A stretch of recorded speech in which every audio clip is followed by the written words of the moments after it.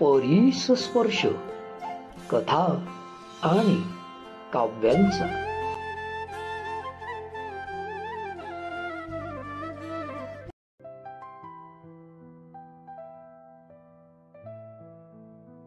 नमस्कार मित्र, परिस्पर्श कथा आणि काव्यांचा या माझ्या युट्यूब चॅनलमध्ये पुन्हा एकदा आपल्या सगळ्यांचं स्वागत. मित्रांनो, माणसाची वृत्ती ही हळूहळू स्वार्थी होत चालली.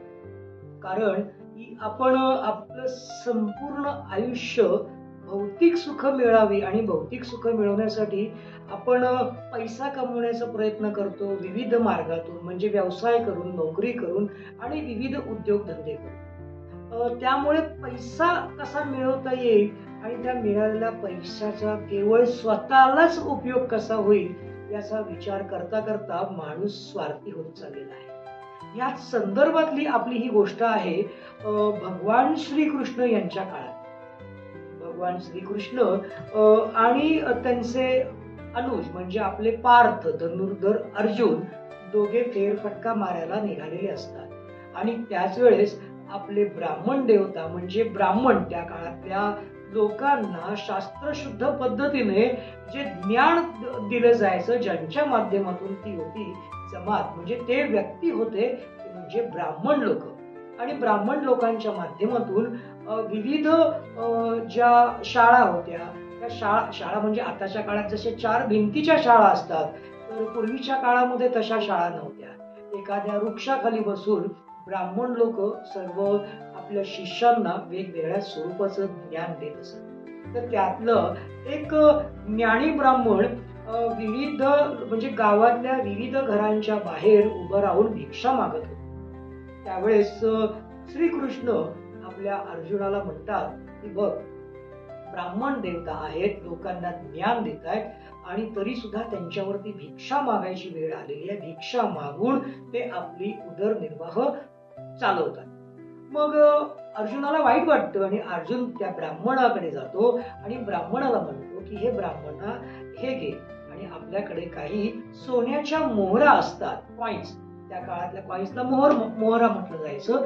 तर त्या सोन्याच्या मोहरा त्या ब्राह्मणाला देतात आणि म्हणतात की ह्या सोन्याच्या मोहरा एवढ्या आहेत की तुम्हाला आयुष्यभर कोणाच्या दरवाजात उभं राहून भिक्षा मागायची वेळ येणार नाही.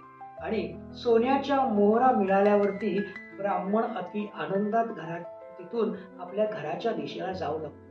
रस्त्यातून जाताना ब्राह्मण विचार करतो, या मोहरातून मी पहिल्यांदा माझी झोपडी आहे, त्या झोपडीचा मी महाल बांधेन, मला सगळ्या सुखसुविधाच्या गोष्टी घेईन, माझ्या पत्नीला सुखसुविधाच्या गोष्टी घेईन आणि मी फार सुखी होईन, मी दागिने घेईन, मी हे करेन, मी ते करेन आणि संपूर्णपणे माझं जे आयुष्य आहे ते सुखात आणि आनंदात व्यतीत करेन असा पूर्णपणे प्लॅन म्हणजे योजना आखत ते आपल्या घराच्या दिशेने जात असतात.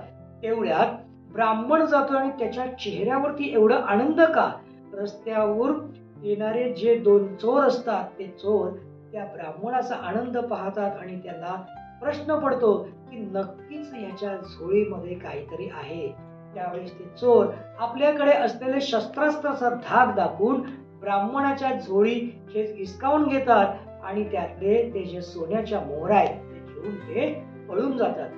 आता ब्राह्मणाला प्रश्न पडतो, त्याने एवढे सगळे स्वप्न एकावर एक स्वप्नांची रास रचलेली असते, त्या सगळ्या स्वप्नांचा चकनाचूर होऊन जातो आणि ब्राह्मण नाराज अवस्थेत घरात जातो आणि घरी गेल्यावरती घडलेला सगळा प्रसंग आपल्या पत्नीला सांगतो आणि म्हणतो की अगं, आजपासून आपलं आयुष्य एवढ्या सुखात वळणात जाणार होतं, परंतु ते चोर आले आणि आपल्या सगळ्या माझ्या स्वप्नांची राख रांगोळी झाली.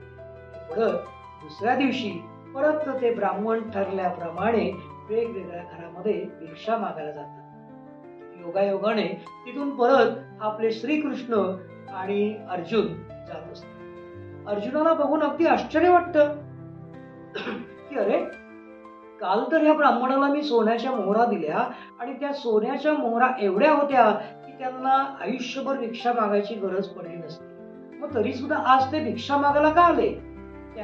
तेवढ्यात त्या ब्राह्मणाला विचारतात की हे ब्राह्मण देवता, तुम्ही परत आज भिक्षा का मागताय? अहो, काल तर मी तुम्हाला सोन्याच्या मोहऱ्यांची छोटीशी अशी पोटली दिली.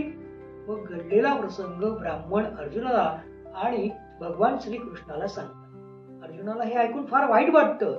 अर्जुन स्वतःच्या अंगठीतला एक मोती असतो, अगदी अमूल्य मोती आहे, तो काढून त्या ब्राह्मणाला देतो आणि म्हणतो की जसे मी तुम्हाला काल सोन्याच्या मोहरा दिल्या ते जसे अमूल्य होते, तसाच हा मोती सुद्धा अमूल्य आहे, की या मोतीच्या माध्यमातून तुम्ही याची विक्री केली तरी सुद्धा तुमचं आयुष्य संपूर्ण सुखात जाईल. ब्राह्मण देव परत खुश होतात आणि म्हणतात की हे अर्जुना, तुम्ही खूप महान आहात. काल तुम्ही मला सोन्याच्या मोहरा दिल्या, आज तुम्ही मला एवढं अमूल्य मोती देताय, तर मी तुमचे उपकार कधी विसरणार नाही असं सांगून ब्राह्मण देव त्यांना नतमस्तक होतात, भगवान श्रीकृष्णाला नतमस्तक होतात आणि तिथून आनंदात निघून जातात. एवढ्यात ते ब्राह्मण देव घरात आल्याच्या नंतर, आता ब्राह्मण आहेत, त्यांची छोटीशी झोपडी आहे, त्यांच्याकडे ना पेटी आहे ना अशा कुठल्या गोष्टी आहेत, अगदी बिचारे भिक्षा मागून आपली उपजीविका करत असतात. तर त्यांच्याकडे कुठली अशी गोष्ट नाही जिथे तो मोती ते लपवून ठेवतील. शेवटी ते विचार करतात की एक जुना घडा, मातीचा जो घडा आहे, त्या जुन्या घड्यामध्ये ते तो मोती लपवून ठेवतात आणि तिथेच बसून राहतात. थोड्या वेळाने ब्राह्मणदेव काहीतरी कामानिमित्त बाहेर जातात आणि जसे ते बाहेर जातात त्यांची पत्नी नदीवर पाणी भरायला गेलेली असते. नदीवरून पाणी भरता भरता ती येते आणि ती अशी तिच्या पायाला एक पायाजवळ दगड लागतो आणि ती धडपडते आणि तिच्या डोक्यावरची जी घागर म्हणजे जो घडा आहे तो पडतो आणि तिथेच फुटतो. आता तिला प्रश्न पडतो, काय करू? हा तर नवीन घडा होता, तो फुटला, मग आता काय करायचं? मग ती ब्राह्मणाची पत्नी घरात येते आणि तो जो जुना घडा आहे तो घेऊन जाते. तिला काही कल्पना नसते की त्या घड्यामध्ये मोती आहे. ती घेऊन जाते आणि तो घडा नदीमध्ये पाणी भरण्यासाठी असा उपडी करते आणि त्या पाणी भरत असताना त्या घड्यातला जो मोती आहे तो त्या नदीत वाहून जातो आणि ती घडा भरून आल्याच्या नंतर ब्राह्मण घरी येतो. ब्राह्मण घरी आल्यावरती तो घडा शोधतो, तर त्याला कुठे तो घडा दिसत नाही आणि त्याच्यानंतर त्याची पत्नी घरी आल्याच्या नंतर ब्राह्मण म्हणतो, हा घडा तू का घेऊन गेलीस? आपल्याकडे तर नवीन घडा होता. त्यावेळेस ती ब्राह्मणाची पत्नी म्हणते की अहो, नवीन घडा फुटला म्हणून या जुना घडा घेऊन गेलोय. तेवढ्यात ब्राह्मण आपल्या कपाळावर हात मारतो आणि म्हणतो, काय बोलू आपल्या नशिबाला. अगं, मला अर्जुनाने असा एक मोती दिला होता, काल मला मोहरा दिल्या होत्या, त्या तर चोरांनी चोरल्या. आता तो मोती तुझ्या मूर्खपणामुळे तो नदीत वाहून गेला, आता त्याला शोधायचं कुठे? काय म्हणायचं आपल्या नशिबाला? एवढ्यात नाराज होऊन पुढच्या दिवशी सुद्धा आपल्या नित्यक्रमाने म्हणजे भिक्षा मागायला ब्राह्मण देवता वेगवेगळ्या घराच्या दरवाजाशी जातात. योगायोगाने परत एकदा श्रीकृष्ण आणि अर्जुन तिथे ते दृश्य पाहतात आणि त्यावेळेस आपले अर्जुन त्यांना विचारतात की हे ब्राह्मण देवता, आता काय झालं? अहो, तुम्हाला तर मी मोती दिला होता, त्यानेही तुमचं आयुष्याची कायापालट झाली असती. तर घडलेला प्रसंग ते आपल्या श्रीकृष्णांना सांगतात आणि मग आपले भगवान श्रीकृष्ण म्हणतात की काही हरकत नाही आणि त्यांच्याकडे असलेले एक छोटे छोटे दोन, जे जसं आपल्याकडे 1-2 रुपयाचे कॉइन्स असतात तशा 2 साध्या मोहरा देतात आणि म्हणतात हे घेऊन जा. त्या मोहरा पाहिल्याच्या नंतर ते भटजी म्हणजे आपले जे ब्राह्मण देव आहेत ते खूप नाराज होतात. अरे, आपण तर भगवान श्रीकृष्ण आहेत, म्हणजे मनोमनी ते म्हणतात की आपण भगवान श्रीकृष्ण आहात, तुम्ही तर मला 2 अशी छोटी नाणी दिली आणि हे आपले भगवान आपले जे अर्जुन आहेत त्यांनी तर मला काल सोन्याच्या मोहरा दिल्या होत्या, परवाच्या दिवशी सोन्याच्या मोहरा दिल्या होत्या, काल मोती दिला होता आणि आपण शुल्लक 2 मोहरा दिल्यात असा तो मनोमनी विचार करतो आणि नाराज होऊन, आता भगवान श्रीकृष्णाने दिलेल्या त्या नाणी असतात, करणार काय? नाराज होऊन तो तिकडून जात असतो आणि भगवान श्रीकृष्ण अर्जुनाला घेऊन तिकडून निघून जातात. अर्जुनाला सुद्धा कळत नाही की भगवान श्रीकृष्णाने त्याला 2च नाणी काय दिली, त्याच्यातून त्याची काय उपजीविका होणार होती. अर्जुन भगवान श्रीकृष्णाला विचारतात की भगवान, तुम्ही असं का केलं? तर भगवान श्रीकृष्ण म्हणतात, काही चिंता करू नको, पुढे काय घडतं ते बघत. आणि ती नाणी घेऊन 2 नाणी घेऊन ते ब्राह्मण आहेत ते जात असतात. तेवढ्यात एक मच्छीमार काय करतो, नदीमध्ये एक मासा पकडतो, जाळं टाकून मासा पकडतो. मासा खूप सुंदर असतो, एवढा एवढा आपला विधभर मासा असतो आणि तो जाळ्यामध्ये मासा पकडून ते घेऊनच येत असत असा जाळ्यामध्ये. आणि हे ब्राह्मण देव आपल्या काखेमध्ये झोळी आणि हातामध्ये पाण्याचा कमंडलू घेऊन ते जातच असतात. एवढ्यात ते तो माशाला त्या जाळ्यामध्ये अडकलेला आणि माशाला तळपडताना पाहतात आणि ब्राह्मण देवताला थोडीशी त्या माशाची दया येते. ते म्हणतात की हे 2 नाणी श्रीकृष्णाने दिले, त्याचा काही मला फारसा उपयोग नाही, का नको या 2 नाण्या तो मी त्या मच्छीमाराला देऊ आणि ते मासा जो आहे तो त्याच्याकडून घेऊ आणि त्याला जीवदान देऊ. म्हणजे मच्छीमाराला 2 नाणी भेटतील, त्याचंही भलं होईल आणि माशाला त्याचं जीवनदान मी देईल. मच्छीमाराला ते 2 नाणी देतात, त्याच्याकडून तो मासा घेतात आणि आपल्या कमंडलू मध्ये ठेवतात. कमंडलू मध्ये तो मासा ठेवल्याच्या नंतर ते ब्राह्मण विचार करतात की या माशाला मी आता नदीत नेऊन सोडतो, म्हणजे त्याला जीवदान भेटेल. मग ब्राह्मण काय करतात, चालत चालत चालत त्या नदीकडे जातात आणि नदीमध्ये त्या माशाला सोडतात. आता मित्रांनो, इकडे काय घडतं माहितीये, नदीमध्ये मासा गेल्याच्या नंतर ब्राह्मण देव त्या कमंडलू मध्ये पाहतात तर काय, तोच मोती त्या जो मोती त्यांना अर्जुनाने दिलेला असतो तोच मोती त्या कमंडलू मध्ये असतो. आता घडलेलं काय असतं की ज्यावेळेस ब्राह्मणाची पत्नी पाणी भरायला जाते आणि पाणी भरताना तो मोती नदीत जातो आणि त्या नदीचा मोती गिळतो कोण, तोच मासा. आणि ब्राह्मणाला फार आनंद होतो की शेवटी माझ्या नशिबात तो मोती होता, त्या माशाला मी जीवदान दिलं, परंतु तो हरवलेला मोती माशाच्या माध्यमातून मला भेटला. का तो मोती माशाने त्या कमंडलू मध्ये असं बाहेर काढलेला असतो आणि ब्राह्मणाने त्या माशाला जीवदान दिलेलं असतं. आणि तो जो ब्राह्मण आहे तो ओरडतो असतो, सापडलाय सापडला सापडला सापडला. आणि त्याच दरम्यान एका दिशेने राजाचे सैनिक येत असतात आणि दुसऱ्या दिशेने तेच 2 चोर जात असतात, ज्यांनी ब्राह्मणाला 2 दिवसापूर्वी लुटलं होतं आणि त्यांच्याकडच्या त्या मोहरा घेऊन, सोन्याच्या मोहरा घेऊन गेल्या होत्या.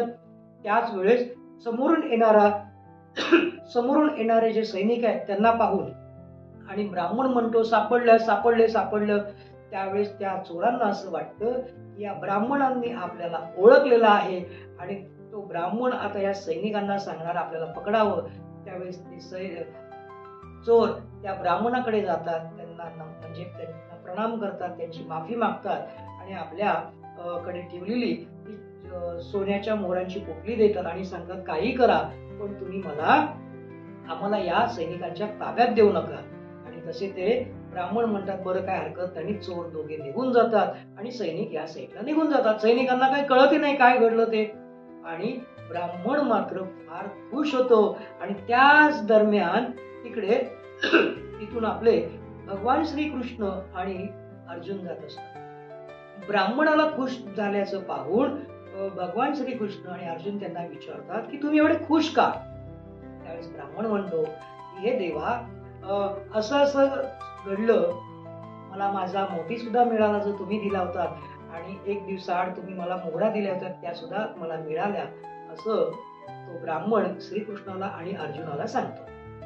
त्यावेळेस हसत हसत आपल्या घरच्या दिशेला जाणारा जो ब्राह्मण आहे त्याला बघून भगवान श्रीकृष्ण म्हणतात की हे अर्जुना, तुला माहितीये का हे असं का घडलं. तेव्हा अर्जुन म्हणतो नाही.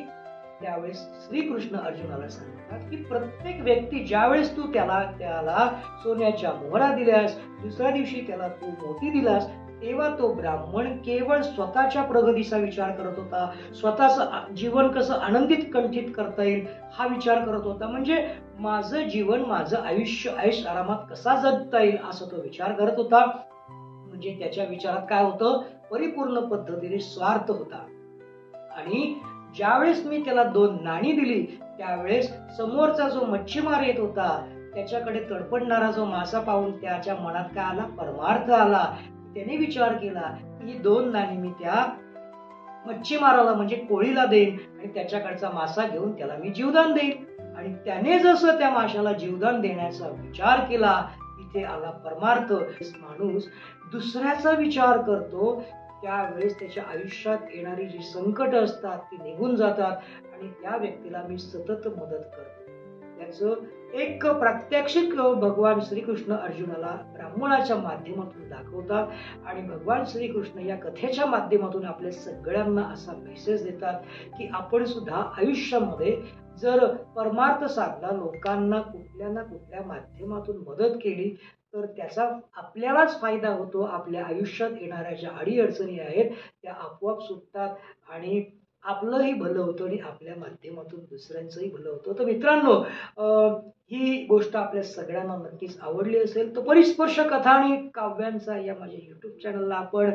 लाईक करणार आहात, शेअर करणार आहात आणि हो, सबस्क्राईब केलं नसेल तर सबस्क्राईब नक्की